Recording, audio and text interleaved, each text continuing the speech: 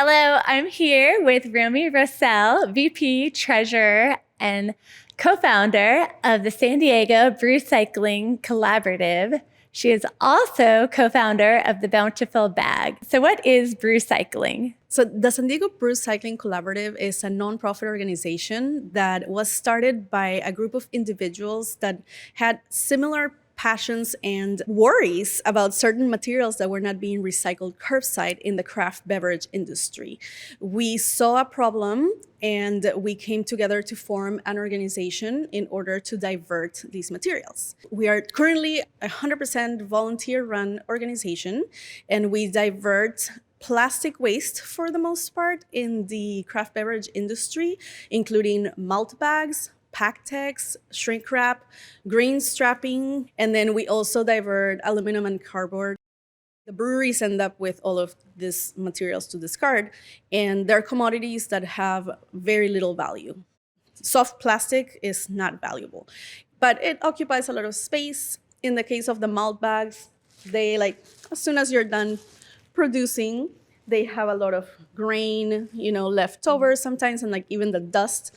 If they don't throw that away immediately, it can attract rodents to their facilities, so then that affects their health and safety guidelines. So it's really tricky. They want these materials out of their warehouse as soon as possible. They don't want to be storing them and saving them for a while. And because they're not recycled curbside, they go straight to landfill. So we've had to kind of talk to the breweries and say hey, would you be willing to save them for a little bit until you have enough volume to bring them to Juneshine? Luke Sudmiller, he's actually one of our founders, and he is the sustainability and brewing manager from Juneshine, and he offered to be the hub for our Brew Scraps program. We're at Juneshine today. They're an incredible company. They really, really do what they say that they're doing for the environment. Juneshine is where we were born. The other program that we have is called Plastic to Pavement.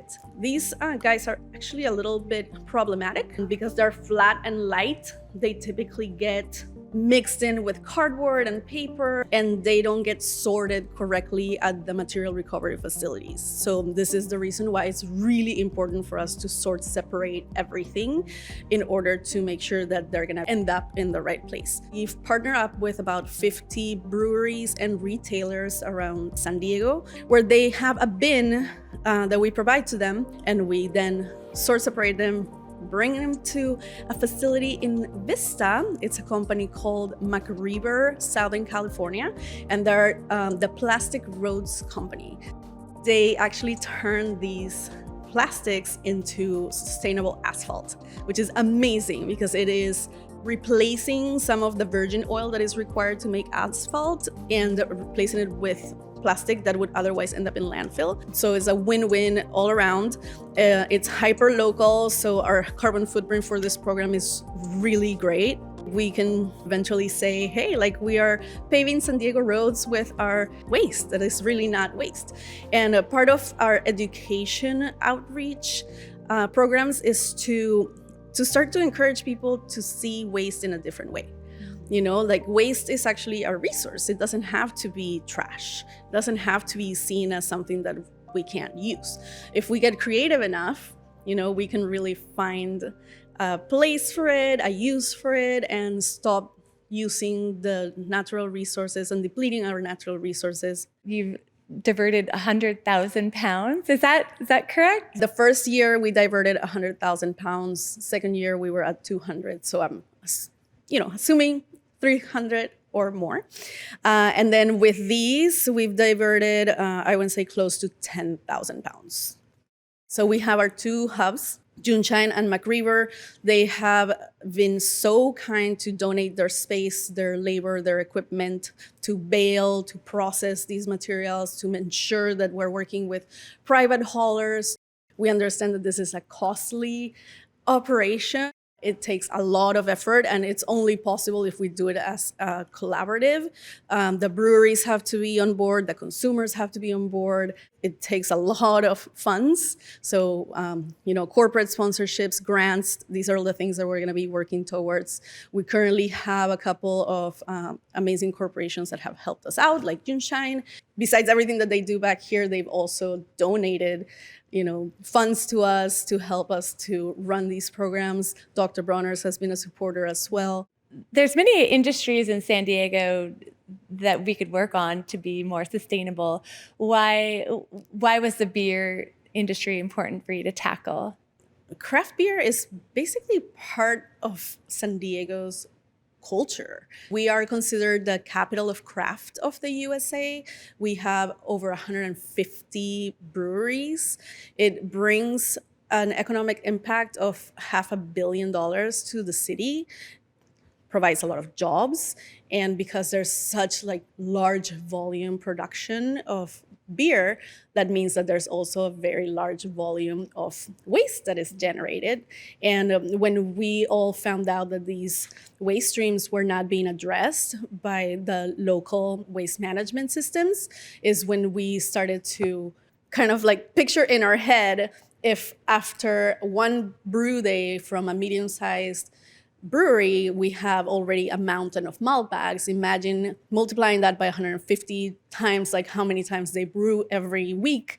It's mountains and mountains of malt bags that are going to landfill. So it is really important, with it being such a big industry in San Diego, that we take responsibility for the waste that the industry is generating. And we are seeing more breweries wanting to put more sustainable practices in place. You and your sister, Theo, started the Bountiful Bag. We take materials like plastic malt bags, we take banners, we take home decor, excess fabrics, and we make them into tote bags, sometimes fashion, like my jacket, duffel bags, purses, fanny packs, all kinds of things. So this is our way to create awareness about the fact that these materials need bigger solutions. We consider ourselves an eco-awareness brand, where we are mainly just using our voice and our products to call people's attention, to show hey, there is a use for these materials, but mainly we can't just turn everything into fashion. The problem is bigger than that. We're not going to be able to keep up with San Diego beer production and make 4 million Bountiful bags, because then we're going to end up becoming a mass-produced company, which is most likely going to defeat the purpose of why we started anyway. So what we did is join in with San Diego Brewcycling to find a bigger solution, a large-scale volume solution, and use our brand just to continue to create awareness about the issues, but take action with San Diego Brewcycling. And when we were working on our upcycling projects is when we found that the malt bags were not being recycled curbside, and it's what sparked this need. The malt bags, once they're exposed to the sun for a while, they start to break down, and you touch them, they become microplastics almost immediately after they've been sitting around in the sun for a few months. Theo is a very passionate person, and once she saw oh my God, this is a problem, it just became the fire, that fueled so much of this. And so together we started to uncover a lot of truths about the recycling systems and the industry. When you find out what's happening, you can be oh, shoot, that sucks, and then turn away. But we couldn't do it. We are very much community-oriented people. We love serving our community, helping our community. We volunteer for multiple nonprofits, and are always trying to help social causes, environmental causes, knowing that that's contaminating our soil, animals, water, and not doing anything about it just didn't feel right. What have been the challenges? Sustainability is rough. It's a very difficult industry to be in, because you're not just selling products. In the case of the Bountiful Bag, you are also educating. we have to almost convince the consumer that this is the future, and a lot of people sometimes don't understand the need for it. They don't understand the cost that it goes into upcycling or recycling. They are thinking like, oh, this is waste. Like, why are upcycled products so expensive? It's because there's a lot of labor involved. With brewcycling too, there's just a lot of education, and it's challenging to get people on board. Sustainability is not easy and it's not cheap. They have a hard time providing the resources and the time and the labor to bring their materials to Juneshine. It's not something that is a priority for everybody. And the more that we educate people, the more that it's going to become a priority, but it's definitely a slow process. We just became extremely dedicated and passionate about doing this. And thank God, we found our group of people that are equally as passionate as we are about making a difference. And together we've been able to accomplish a lot, and it's really exciting to see what's coming. How could just someone watching this interview help? If you drink craft beverages and you end up with these at home, bring them back to one of our drop-off locations. We have a website, sdbrewcycling.org, where you can enter your zip code and see where's a drop-off location near you. So that's a way that you can participate as a consumer. You can go to your favorite brewery, because I'm pretty sure everybody has one, and ask them, do they know about San Diego Brewcycling? Are they participating? Are they diverting their waste streams with brewcycling? That's always good from the breweries to hear that from their consumers. They want to please their consumers. So if the people are asking for it, they're going to take it more seriously. Consumers have a really important voice, and we can use that to do good. So the more questions that we ask, supporting the businesses that are actually taking the steps to be more sustainable is huge. It's kind of voting with your dollars.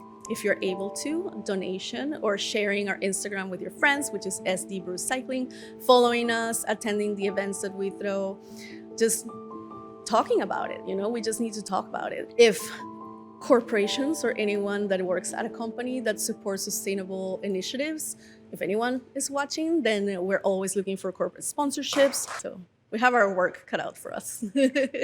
Yeah, we're happy to do our small part. Thank so you. yeah, thank you so much for sharing everything and meeting with us today. Thank you so much. Yeah, cheers to you. So Yeah. Thank you so much. Thank It was you. great talking to you.